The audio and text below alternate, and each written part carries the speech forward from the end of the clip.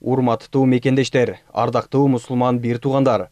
Баарыңыздарды мусулманчылыктагы эң чоң эки майрамдан бири Курман айт майрамы менен чын ниетимден куттуктаймын.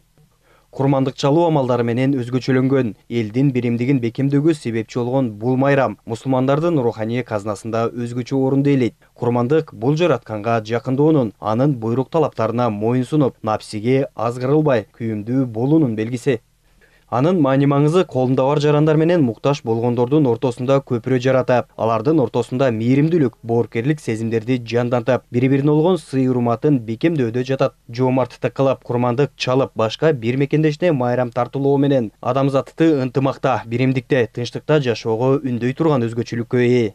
Мен дагы жалпы кыргыз жарандарын Курман айт майрамында муктаж адамдардын кубанычына себепчи болууга чакырып кетем.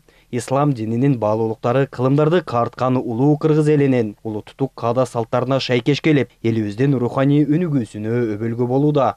Урматтуу момун мусулмандар, бүгүнкү күндө Мекке шаарында ажылык парыздарын аткарып жүргөн мекендештерибизден ибадаттары кабыл болуп, аман-эсен кайтып келишин тилек кылалы.